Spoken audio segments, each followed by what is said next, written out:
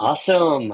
Welcome, everyone. I'm excited to introduce to you Andy Baylor, who is an account executive.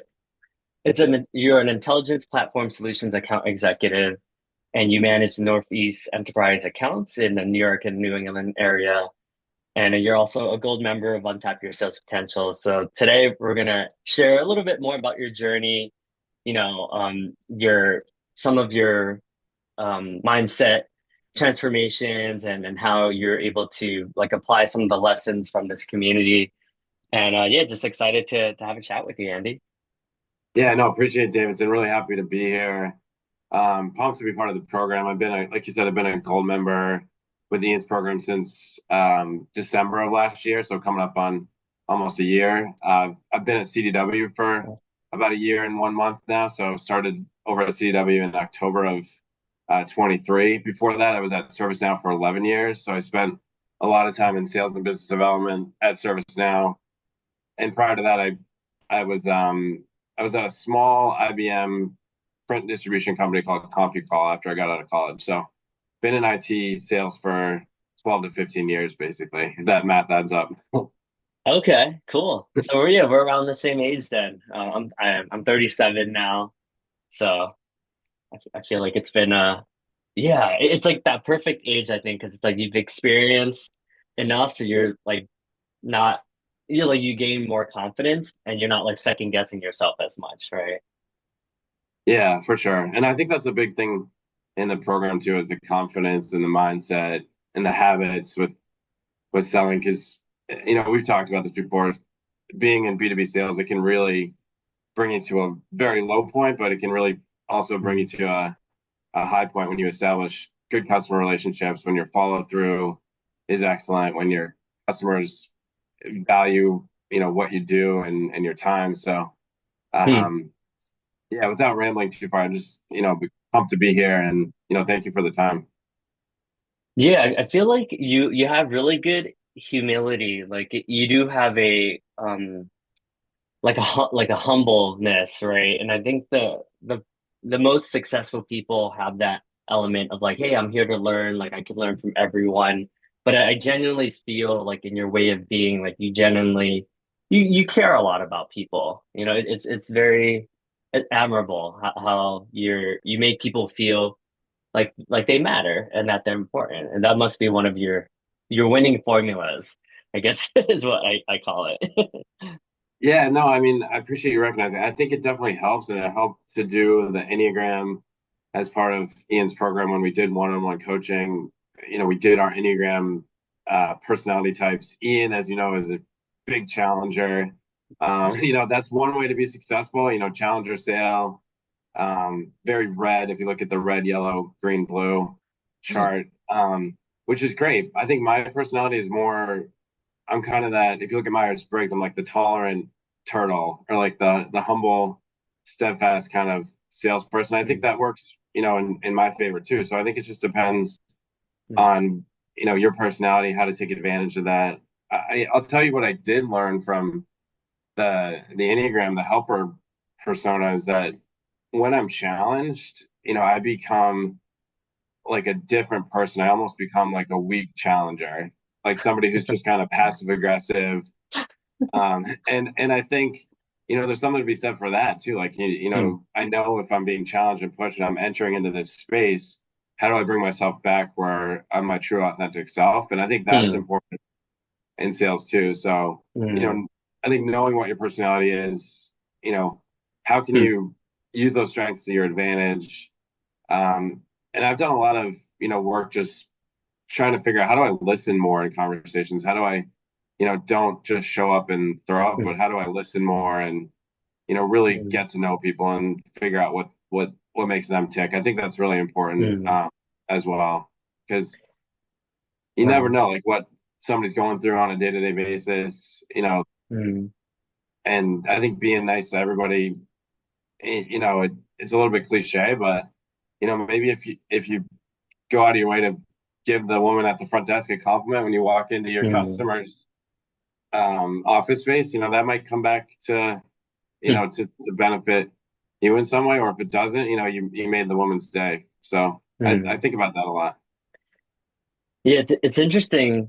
As much as it almost seems like challenger and helper are almost opposites in some ways, but Ian clearly likes having a team of helpers. Like, so his wife is also a helper on the Enneagram, and Isaac is a helper, and Tanvir and I's second highest score was also helper. So Tanvir got Yeah. achiever, and then I got enthusiast. So yeah, I mean, Ian always says like helpers are the best, right? Because it's like they just want to serve, and they're just good people, like good human beings. And I mean, there's something to be said about just that, right? Just putting out good karma in the world, and it'll come back to help you. Even if you're not intending it to. Helpers, typically, if you're asking for a favor, people will help you, right? Because it's like, oh, you've helped me so much. Like the least I could do is help you out. Yeah. And you just have to ask the question. I mean, how many times do we think about like showing up and not asking the right question? Like how often do we just show up and just we're going through the motions, we're Hmm. getting ready for our sales meeting and we forget to ask the question of like, why is this important to you, Mr. and Mrs. Customer? Like, Hmm. why are you even talking to us in the first place? I think there's something to be said for that. And I think that's, turned on part of me in this program that has been helpful in my sales career is Hmm. it's part of the personal value. If you look at the value selling framework, it's the personal value of Hmm. why is this important to you? How is this going to benefit you as a Hmm. customer? And I think a helper personality plays into that because your natural strength or inclination is to go try and help people and figure out what matters to Hmm. them. So I think that plays well into personal value. I Yeah. think there's the element of bringing in the challenger sale a little bit, or maybe the enthusiast, which I think is Mike Fiascone's Yeah. profile, is Yeah. like, and I can picture myself, in Mike's shoes, like, you're showing up for a customer meeting and you're just excited, like, you're playing this role of like trying to solve problems and you're asking people questions and you're dissecting, you know, the the art of the deal, and I think that's another key trait too to be, excited about being in that room, Hmm. like, and I think we lost a little bit of that during the pandemic where we were just going through Hmm. Zoom, we were showing up on Teams, Hmm. I think we got away from being our true authentic selves. But I Hmm. picture Mike like going into a customer meeting, he's like a chameleon. Like he goes in there and, he's wearing the sales guy hat, he's wearing the SC hat, he's wearing the CEO hat. Like he can play a lot of different roles. Hmm. So I think there's something to be said for the enthusiast and the challenger too. I mean, I think in negotiation in sales, when you get into these later stage deals, there's Hmm. so much pushback that comes from both sides of the table. Like we can Yeah. only do X, because we're limited by Y. Um, that could come from either the customer side or that could come from the vendor side. And I think you have to be able to Hmm. challenge, yourself and the other side in your position to be steadfast in how you're Hmm. approaching this and what you can and can't do. It's really a give get type scenario. Yeah, and it's cool because we all have this common language as well, right? Like even just learning about these little nuances, it's helpful because at times you're gonna want to flex those enthusiast muscles, and at times, like you said, later stages, you get to flex the challenger muscles. But at least you also know, okay, this feels a little bit off, and you can also course correct because I do think most younger sales reps we try to emulate like everyone else. Like if I tried to be Ian, like forget about it. Like it just wouldn't work, right? It would just come off very, like you said. I think you said weak challenger. I definitely resonate with that. Like there's been times where like I have challenged folks and I'm like, oh, that just felt like just it just wasn't it just wasn't me, you know? And people could Yeah. sense that too. Like they're like, okay, like that was weird, like very passive aggressive, you know? Yeah, and I think there's some truth in that when you're at that later stage and you can be grounded in the fact that your product, your service, we can only Mm, do so much and you're honest with yourself and with the customer. I think that makes a huge difference. So you're kind of this it goes back to maybe that a little bit of that humility, like being that humble mm, warrior, but you have to push back in sales. I mean, you cannot get what you want yeah. unless you push back and you're a little bit challenging. So I think there's an important aspect there. Like the Chris Voss Never Split the Difference book is great. I talk about that all the time. this guy was literally negotiating, people's lives were on the line. He was a hostage Yeah. negotiator. When you talk Yeah. about the margin of failure, I mean, when somebody's life is on the line, that's a small window to play with. So if you can think about it, like, Mm. you're going to ask for a lot of things in a sales cycle. You're going to try and get, maybe the most, um, packaged up solution that hits all the check marks of a great deal. But you have to be able to fall back on, we're not going to get items 1 through 12. We might get, 1 through 8 or whatever. So Mm. I think you have to think about that. And, what are those key aspects that you really have in your toolbox that are the non-negotiables? Like when I was Mm. back at ServiceNow, it was, talking to customers about termination for convenience. ServiceNow doesn't do that. Like Mm. I was there. You can't rip up the contract in the middle of a 3-year term, so that was a non-negotiable. Things like payment Mm. terms where we can only go so far on payment terms. Custom writing the contract. Occasionally, at ServiceNow we would go into the master order agreement and change the language a little bit, but we really couldn't redefine how we were delivering the software. So I think there's things that are kind of your non-negotiables in sales when you have to show up and say, "Hey, I can maybe do X, but I really can't do Y," kind of thing. Mm. Yeah, it's cool to be able to have this much self-awareness, right? Like how often do salespeople, to your point, like in the pandemic, I do think for the sake of efficiency, right? It's like, hey, we're virtual, like let's have a meeting. But somewhere along the line, we forgot like sometimes even like the human element of it all, right? It's like, hey, like, maybe the your prospect has had to go to like a funeral or something or whatever it is, right? Like how often, if you said that to the upper management, they'd be like, so what? Like, we need to get this deal across. It's like it's almost like, man, like is this what it's really about? And I can't say all corporations are like that, right? But it does feel sometimes the last 3 years where we're optimizing for efficiency and effectiveness. And in some ways it's good because the new generation that are starting the workforce now, they didn't even know what it was like before. So for them, it's like, hey, it's about like my holistic life first, and then like the company like fits into them, not the other way around where it was like the other way. But I do think it does feel like, in, I don't know if it's like a scarcity context, but like people are either optimizing way too much for efficiency and not so much for community and that component of work.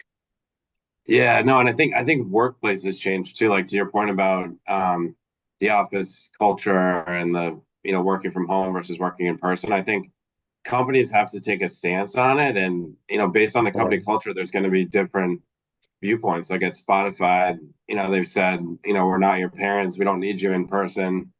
But at other mm, companies, I'm trying to think of an example, maybe Starbucks or a couple other ones. yeah, They really want you in person because it's part of the culture. And especially when you're in, it depends on the industry too. When you're in retail and hospitality, that's really you know, an in-person, customer service type job, and you yeah, can't do that over Zoom. I mean, so there's certain things right. that, there's certain, again, back to non-negotiables. There's certain non-negotiables in the workplace. I think with B2B tech, I think some of my most memorable days were in the office. I mean, when Mm. you were, growing up at ServiceNow, it was like we had this inside sales floor, almost like a Dell EMC type style, where we had a gong on one aisle, we had a Yeah, cutting yeah. green in another aisle, and we were making $50 a day, $100 a day, probably not as much as J.R. Butler was making back in his inside sales days, but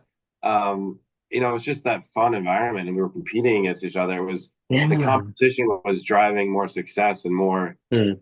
excitement. And how are you supposed to do that at home when you're supposed to how are you supposed to create that dynamic at home where you can Right, only create your own call sheet and have your own little putting green right. in the background? Like it kind Yeah, of loses the competitive fun aspect of it a little bit. So yeah.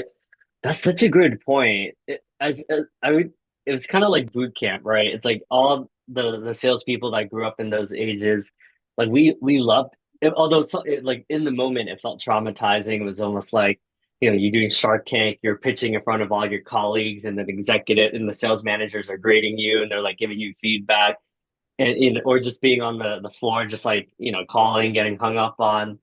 It was in the moment you're like, oh man, like that was crazy. Like looking back at it, but you're right. Nowadays there isn't really and maybe that's why a lot of these communities are growing, including ours, that's why it is growing so rapidly, right? It's like, okay, how do we create that, foster that where everyone's getting after it, and because the companies, not all a lot of companies aren't really doing that, right? It's like it's not in some companies you go into the office and like people aren't even there, so then you're like, why did I make this trek? Because I don't know about you, but my commute's pretty long, so it's like, why did Yeah, I spend 3 hours, like 1.5 hours back and forth to go to an empty office to take Zoom meetings with folks that aren't even here, right? It's like it's like, yeah. what's the point?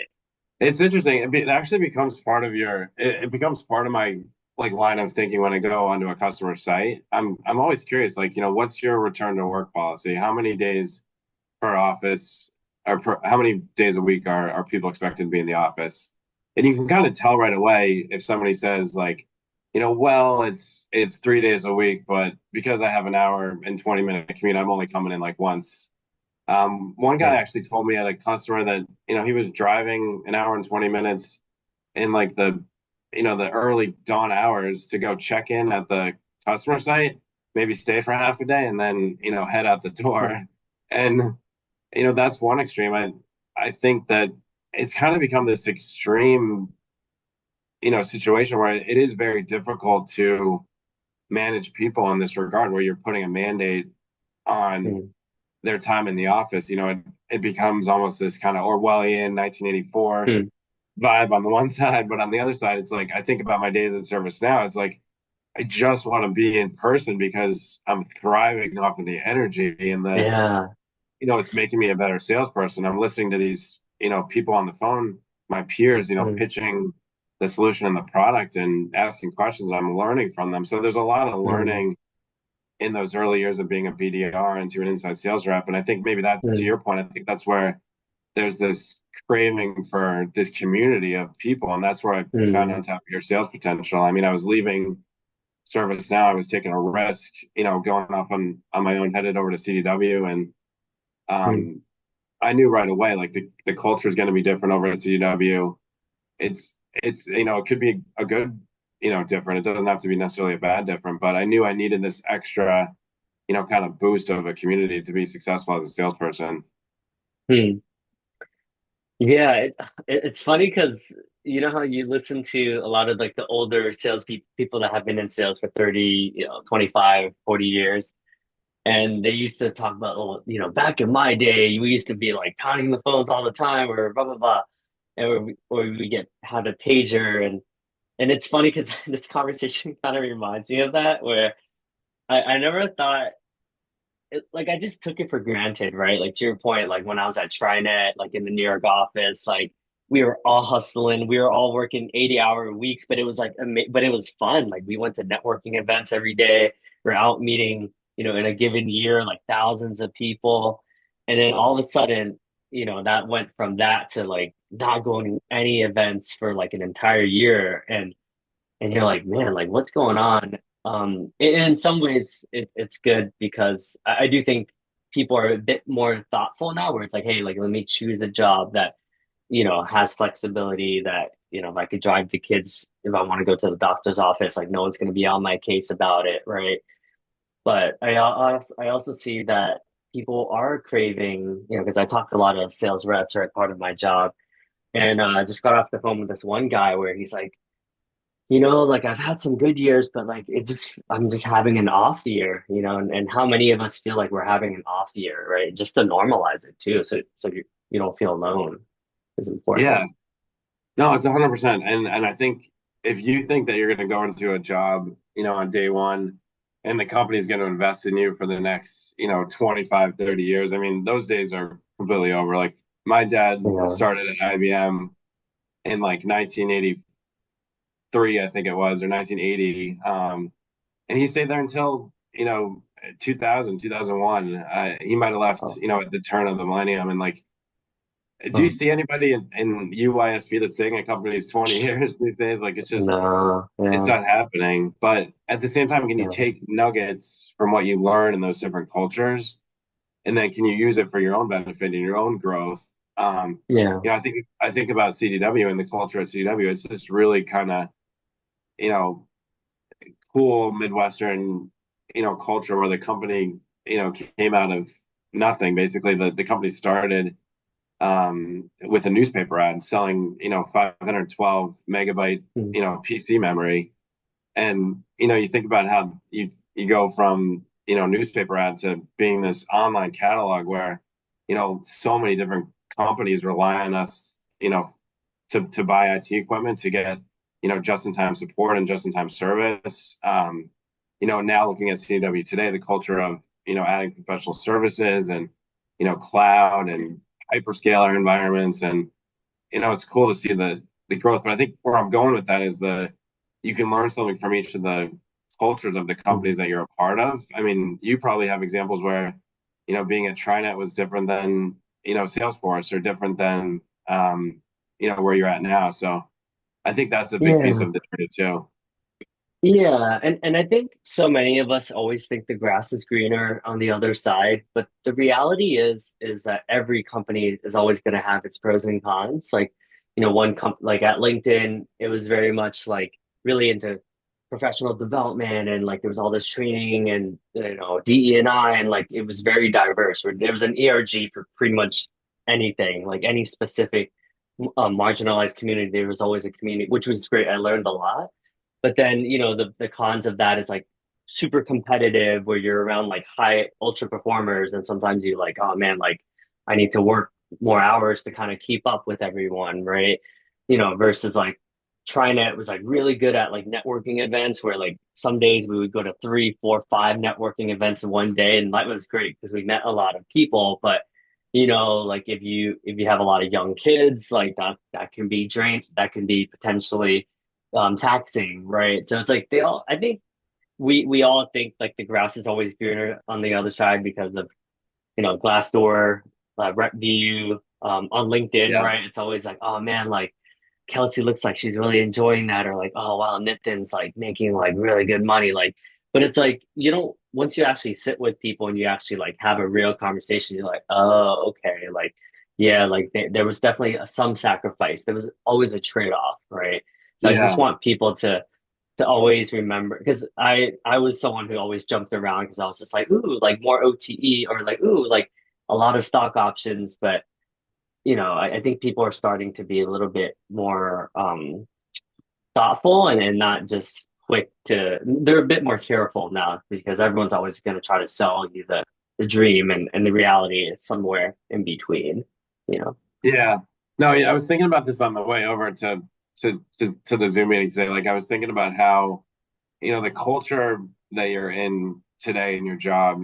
I heard somewhere that you as a person are a reflection of maybe the five closest people around you. And I think Mm, I spend this, like I said, I spent a ton of time at ServiceNow. I mean, that culture is phenomenal. I mean, it's still a great culture. And and I think the people that I learned from there got me to a certain point, which was unbelievable. I mean, it's a really good mentor, some really good mm, leaders and thought leaders, even like VPs of sales worldwide, VPs of sales. So the exposure and the sum of the network there was great. I think at mm, CDW, I'm starting to find my niche, and like who are those people I can really count on for support and mm, and for learning. And I'm what I'm realizing is that a lot of people at CDW have a ton of experience, selling IT solutions, mm, being on the professional services side as well. I'm learning about um, people that have been on the customer side and have done, you know, the things that we're selling. They've managed projects, they've stood up software and solutions. So it's cool to learn from those different personas. And I was thinking about that reflection moment about, you're the sum of the five people around you. It's like, I don't think it's such a bad thing to change up who those five people are all the time, right? I mm. mean, and I think that's the beauty again, back to untap your sales potential is when I was at the mastermind in California with you and Ian, I took the time to be like, hey, I'm gonna go find my tribe of 5 people that I can relate to, and I was almost like drafting my own dodgeball team of like, okay, I'm gonna go, connect with Kyle, I'm gonna connect with Yulia, I'm gonna connect with people that I want to learn more from. And I think the beauty of it is Mhm. that, like you said, they are experiencing a different path at a different company. Not it's not a grass is greener situation. I think it's a what can we learn from each other so that we're, more Mhm. successful, as a community, if that makes sense. So Yeah, that, that's brilliant. What I'm hearing from your reflection, and it's cool because you have a good balance of introspection where you're thoughtful, but then you're also outwardly, um, getting mentors on both ends. Because I do think, especially with the much larger organizations like a ServiceNow or a Fortune 100 organization, sometimes we get sucked in our own bubble, and some it's not good or bad to your point, right? But it's like if I'm drafting my dream team, like would I want to Ian Cognac in my corner, right? Or like you said, all these amazing people. So I do think there's good takeaways that you can get from your internal org, but then there's also resources outside as well. But I also hear you're very proactive in reaching out to for mentorship, right? Like you're there needs to be a level of initiative, or I would say is the right word, where yeah, you're proactively, raising your hand, you're following up, you're consistent, right? And, I mean, it requires work. At the end of the day, people think sometimes like it's like, oh, I don't want to bother anyone. But at the end of the day, being professionally persistent can and will pay off, especially when it comes to mentorship and yeah, finding the right people and the executive sponsors that will take you under their wing and bring you along for the ride. yeah, 100%. I think it goes back into the topic of, did you remember to ask the question? Like if you had a good conversation with, Ian at the mastermind, did you thoughtfully ask the question like, how can I learn from you, or what can I do to, to just leverage all of your knowledge and your wisdom? You know, or if, for example, I'm switching coaches and in the program, and starting in November or early December, I'll be working with Christy, and I there was something that just vibed with Christy, like from the get go. Like I remember we were on a walk around Lake Arrowhead. It's gorgeous, 70 degrees. We both have sunglasses on. We got, you know, shorts and I'm wearing like shorts and a polo shirt or something. And I asked her a question like, I'm dealing with something at my current role where I feel there's conflict and I don't know how to address it. What would you recommend? Mm. And she comes up with this like brilliant answer to solving like my nuclear world problems in 10 minutes. And it wasn't even like a blink of it wasn't even like she thought, Huh. for a second about what to say. She just instinctively knew how to deal with that. And I think those are the type of people Mm. you're going to get in Untap Your Sales Potential. It's the people that have done it, that have been, Mm. you know, beat up and spit out of organizations that have the, have the, there's probably a Yiddish word I can use, like have the chutzpah to keep getting Oh. up every day and, Mm. and doing it again and again and again. And I think that's where, Mm. you just have to have that mentality of like, I could get battered and bruised in this sales cycle, but I'm going to learn something from it. Mm. You have to Mm. do that every single time. Otherwise, I feel like you're going to lack the enthusiasm, back to Mike Fiasconi, for what we do on a day to Mm. day basis. Like Mike's story about showing up with different personas, I think is brilliant. Like Mm. one day I'm nice to the women in the nursing home. The next day I'm nice, I'm playing the part of you know, shaking hands with an executive. So you Mm. have to be able to just be enthusiastic and have fun with it, because otherwise, again, like you're just doing a job to do a job, and that's not me. I want to excel. I want to learn. I want to be 1% better every single day, kind of thing. Mm. Were you always this curious? Like, was this like? yeah, I'm curious, like what drove you to want to invest more money, and because it is an investment, right? Either time, resources, energy, focus, right? Um, was that innate, or was there like a specific moment where you're like, you know what, like, or was it like a combination of a lot of things?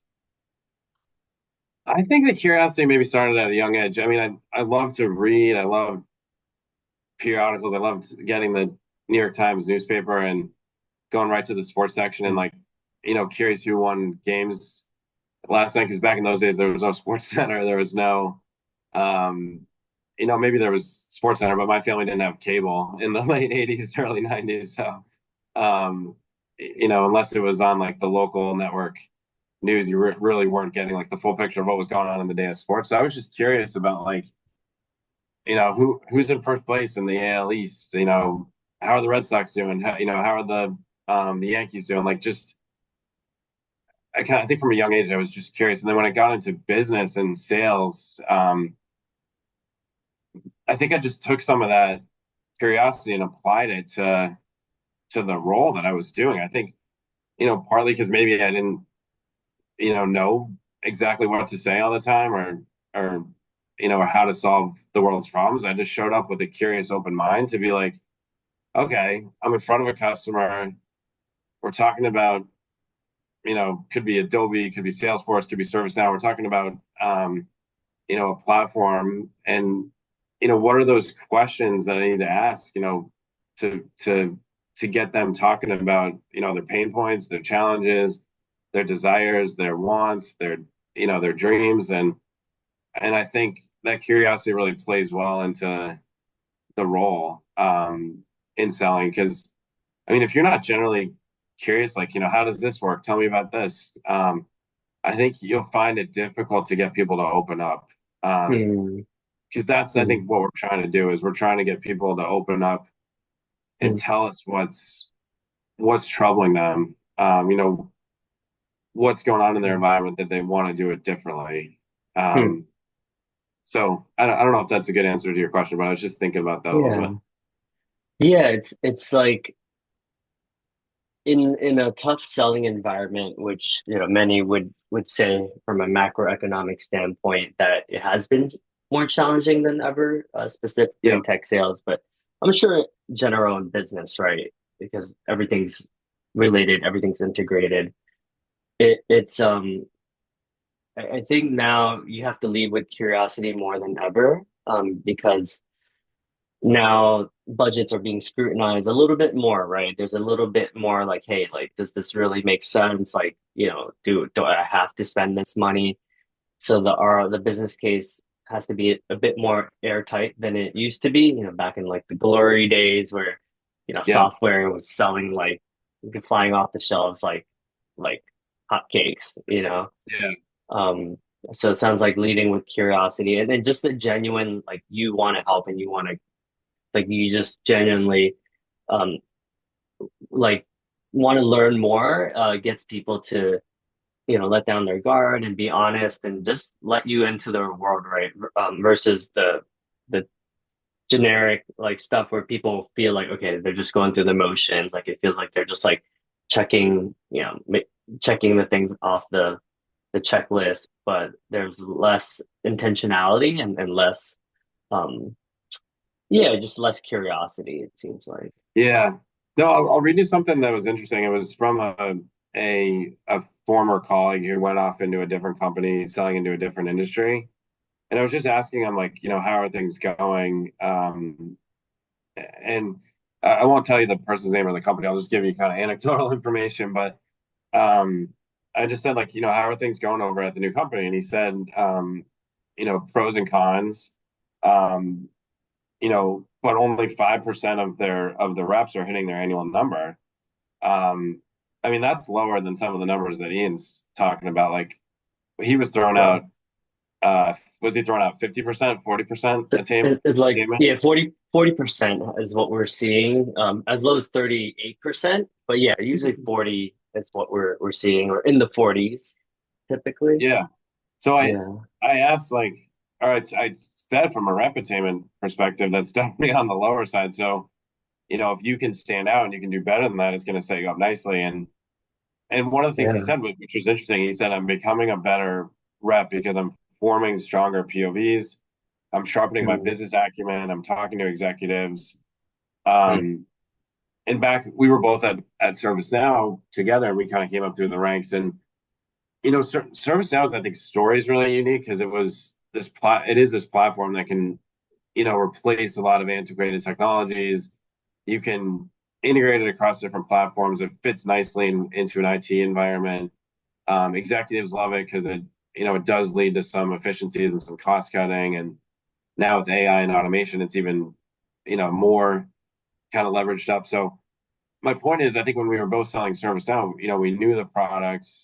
We, you know, we were good at identifying the value prop, the closing the deal, but there was also this name recognition with customers.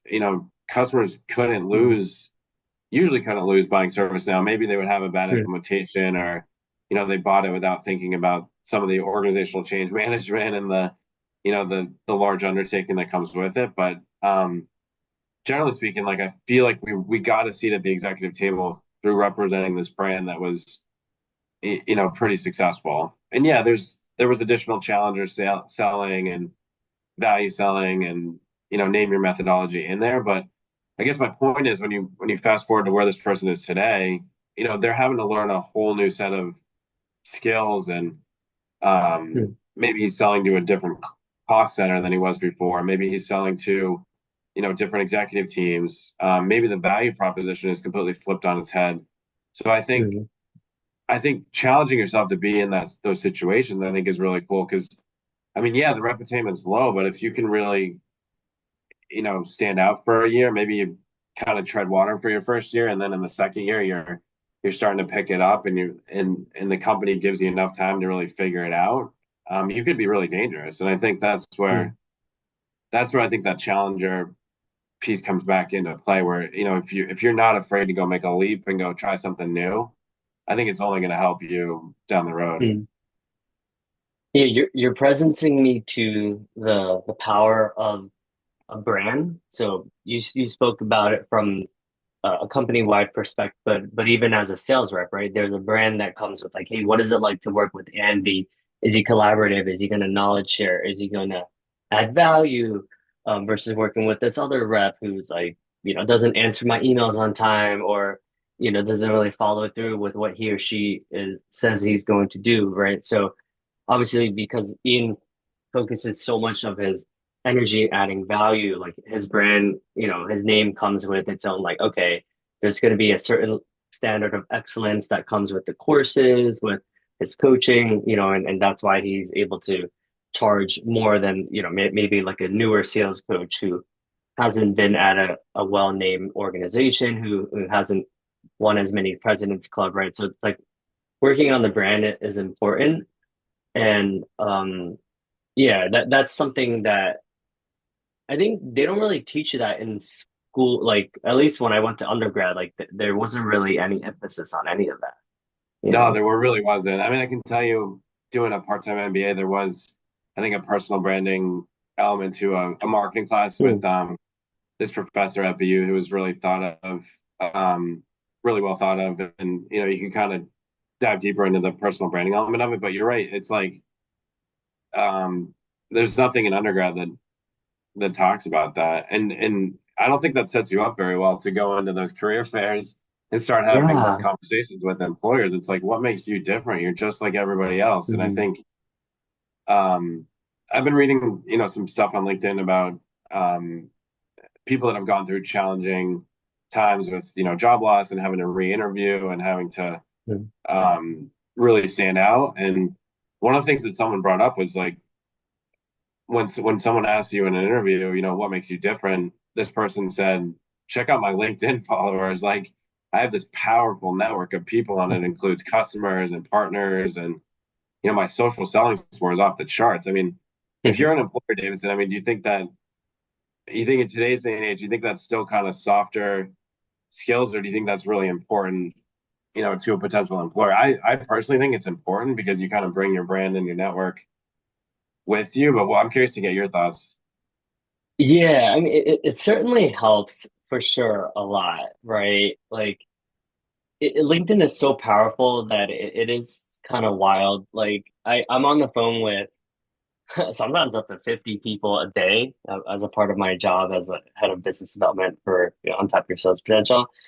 And sometimes you get folks that's like, "Oh my God, you're calling me from Ian Cognac? Like, I love you guys' content. Like, I've been following Ian for like 3 years, and dude, like, I've implemented some of these things, and it's just crazy because it's like I've never spoken to this person, and then they're just so happy to hear from us. And to your point, like, Ian's done over 5 million in the 2 years on Top Your Sales Potential, and that's like 100%. Well, okay, maybe there's like a small percentage that isn't LinkedIn, but over 90% just strictly from LinkedIn's, and mostly organic, like very, very, very minimal ads. And that's crazy to think that you can Yeah. create become a millionaire just from working on your LinkedIn social media brand. Yeah. I feel like if you're going into a sales position and you're interviewing, I feel like that's an important piece, right? I mean, Yeah. uh, yeah, you have to have the harder selling skills of you've been at your number for the last 3 or 4 years. You've closed X amount of transformational deals. You're comfortable selling to executives. Like, yeah, all that's important, but I mean that what your example goes to show is that you could do it online. B2B selling can be a combination of in person plus this online presence. And I think for some reason, I think LinkedIn, although when I was in a BDR position, I would get a lot of, people saying, not even responding to the LinkedIn emails or, it's just like every other method. There was a lot of hang-ups and, no response. But I think Yeah. when you're in a position of, thought leadership and you've had some experience under your belt, I think the people that you're Mm. connecting with, I think it means more. I think it's Mm. more impactful. And Mm. people are, it's like this kind of eBay of B2B selling. Like people are, one person's looking for something unique and you have something unique to offer and you're kind of Mm. matching up that skill set. But yeah, let me fix the blind real quick. The sun's a little bit in the Oh, house. yeah, no worries. um, but I don't know if you like the eBay analogy, but it's like, I mean, that's amazing that Ian's got a lot of has that much growth through Mhm. just LinkedIn only. I mean, it shows that it's a great vehicle for selling. Yeah. Um, and yeah, it brings me back to the conversation with Tanvir too. I mean, I was looking with open arms to get, some additional coaching and guidance. And I'm sure that Mm. conversation was through LinkedIn. I think I reached out Mm. sort of as this like interested, like, potential customer saying, Tanvir, I just want to learn more. Like you guys are really showing up with authenticity. I love the content. Mm. And I mean, for you, isn't it cool that you get to talk to people that are excited about your product, that you're not selling something where people are, you know, are, want to, they want to throw your product out the window or they want to, they want to give you a bad CSAT review. Like it's cool to be selling something that people want to take advantage of. So I don't know how you Yeah, feel for about that. sure. I'm very lucky. I was on the phone like a handful of calls yesterday where they were just like we were just having like some of the deepest conversations about like, one guy just recently he just bought like an engagement ring for his partner and he's gonna propose to her soon. And like it's just cool to because the community on Tap Your Sales Potential, like we try to foster like to your point. Um, because on LinkedIn, there's just a lot of like, hey, I gotta look the part, and a lot of like, I guess, what's his name? Naval Ravikant calls it like peacocking, where it's like, hey, Yeah. check out Yeah. this, like, I'm freaking awesome. And like, dude, people are like tired of it. Like, no one cares. But if Ian's case and what he's trying to train Tambourine us to do as well, it's like, hey, how do I show up and like, be a human and show like, hey, it's been tough. Like even with elections, like, hey, like it didn't work out, but I still have faith and that the country, and just be like a real person versus like only show 99.9% of like, hey, this is what when life is like perfect. And yeah, I think it makes a difference, right? Like so many, like I just got off the like I'm pretty cutting it close, but I just had a call with this guy who was just like, yeah, man, like the stuff really resonates with me. It's like just super pure and real and like authentic and just like vulnerable. He's like, I haven't seen too much of that on LinkedIn, and I get at least one of the that feedback once a day, and I'm like, oh, this is awesome to be able to have these conversations and instead of we've all worked for some I've worked at some startups where they're like, wait, what company, what, and then like they Yeah, just hang up on you. It's like, or they're like, oh god, like please don't call me back, like I was a client and never again, and you're just like, yep, oh, okay. It's like, yeah, and we're not perfect, right? There's going to be some clients that maybe they're like, you guys are a bit expensive, but for the most part there's definitely more positive than unhappy clients for sure.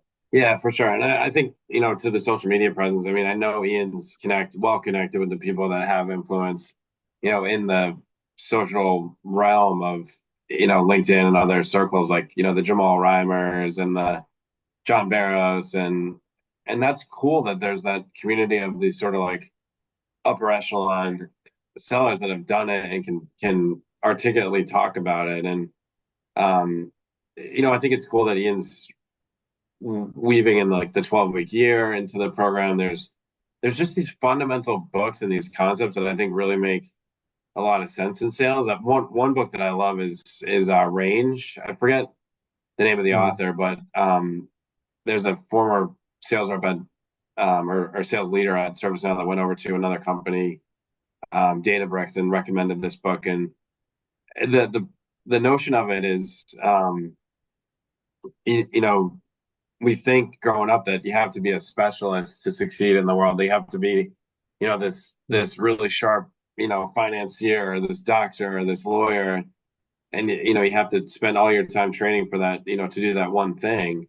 And that works for some people, but what the point of the book is that, generalists can triumph in the world even more so than specialists. That, Mm. you look at the guy who started playing high school football in eighth grade and transitioned from baseball to football, or ninth grade was his first year putting on pads, and then all of a sudden, he's in the college arena, then he's in the NFL. I mean, I think both, Mahomes and Brady, I think fit that kind of mold of they weren't always a football player. They probably played a variety of sports. They grew up more well rounded, and I think there's something to be said Mm. for that. I mean, like I'll give you an example of somebody who's more of a specialist and it works for them. My brother-in-law is an eye doctor, and he loves doing what he does for a living. He's fixing cataracts, he's performing eye surgeries, he's he's living in this world of ophthalmology. He's doing research. So like you can be a specialist and have a tremendously successful career. But I think the point of the book is that, being a generalist, I think keeps you kind of grounded and maybe allows you to show up authentically because you're just curious about everything. I mean, I went to a Mm. customer the other day and they were responsible for, shipping containers, coming into the port of New York and New Jersey. And I got talking to a guy who was responsible for the inspection of the containers, and he was a federally, you know, badged employee whose job was to, inspect the cargo that's coming into the port. And I asked him about, security issues and homeland security, and what's tell me a crazy story that you've encountered. And he was just sitting on the bench, smoking a cigarette, and we were Mm. just talking about his job and his role, and he was talking about government benefits. And at the end of the conversation, he's like, "You should apply to be in the government. Like, the retirement packages are great." And like, I think that's part of again, back to the Mike Fiascone thing, is part of being that chameleon of like, you can play different roles and have a really successful career. You don't have to be necessarily a specialist. So I think that's the one thing. I think my enthusiasm for selling and for people, I think, really comes through. Yeah, it's a lot of people obviously talk about the pains of being in sales, and sometimes it's helpful to have a shift, a reframe of there's just so much variety and so much good in being in sales, right? Being exposed to so many different industries, learning from, thousands of people over the course of a year.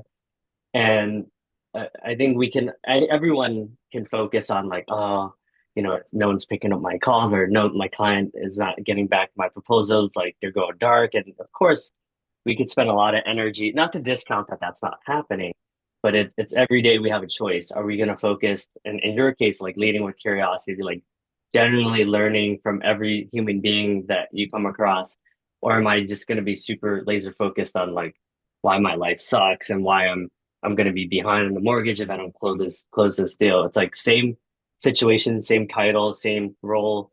One person's an enterprise AE, another person's enterprise AE, same company, same team, and can have completely different perspectives. It's like your choice, right? It's like, every morning I get to wake up and I get to hate life and be angry, or I get to just generally just enjoy the process and just smell the roses every once in a while as well. Yeah, 100%. Blowing outside, so hopefully you can Oh, still hear me okay. yeah.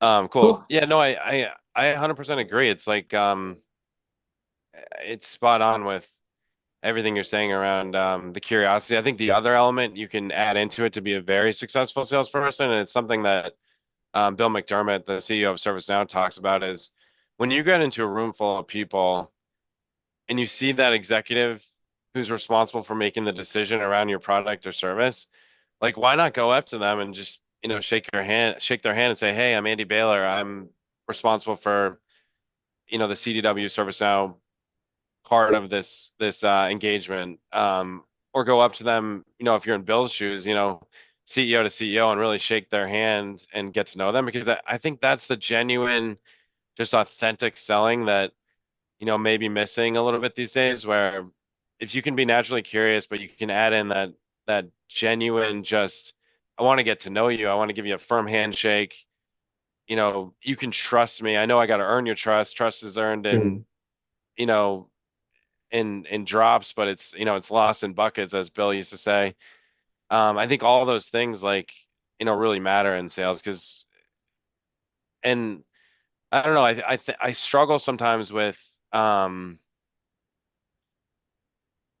like it's not that I don't have the motivation. Like I want to get up and I want to get on a plane or a train or jump in the car and go meet people and just travel, but I struggle sometimes to really, and this is where I think the programs have helping a lot, is to really focus on, what are those important rocks during the day?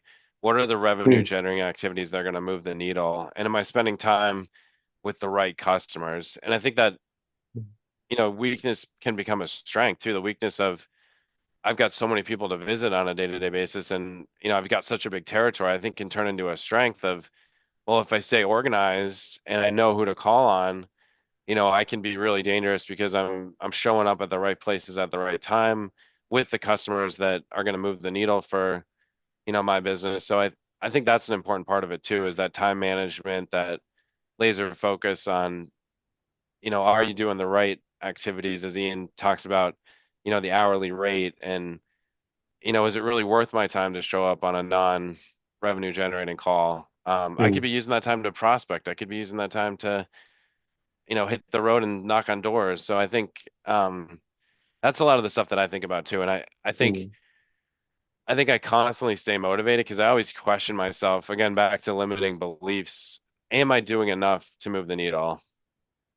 And in sales, there's a lot of limiting beliefs. There's a lot of comparing yourself to your peers, and Mm. again, I think it can be a weakness, but it can also be a strength. I think that competitive drive and that nature to be the best, I think you need that. Otherwise, you're not going to get up every day and look at the scoreboard and Mm. say, why am I not in first place? I'm in, fourth place. So I think that's is a lot of that sports, mentality of I got to be the best comes back in a lot of ways. Yeah, it sounds like there's comparing in the sense that as a benchmark to get better, but genuinely being happy for your peers, and we all help each other out. We all what's that terminology, like rising tide lifts all boats, right? Yeah, So there's a place of abundance where hey, like we can all win. Like Andy can make 1 million, Davidson, Tanvir, we all can make 1 million. And then there's the I call it like the more counterproductive comparing where it's like, oh, like why am I like not tall enough or why am I like not as good looking and that it's like it's stuff that you really can't control. It's like, okay, well, probably not a good use of energy to focus on that. Yeah. Yeah, and it goes back to curiosity too. But, and I know we're running out of time, but like when I was at Ian's house for the mastermind, um, and we were walking around the lake, I was like, wow, these are gorgeous homes that, it's 3 hours from LA. Like, what do these people do to be successful? Like, and one part of you could say like, I'm never gonna be like that person. I'm never gonna have that property. But Ian's point on life, I think is, you can be that person. You can, have success. You can have dreams and you can meet, dreams and expectations. You might have a lot of struggle and a lot of, perseverance throughout, but you can get to where you want to get to. And I think that's what I love about sales is you control the outcome. You run your own business. You are the Mm, CEO of your territory. And I think there's no, gray area around, performance because it's all on mm. paper. So, Yeah. uh, Yeah, no, you probably have to go at the top of the hour.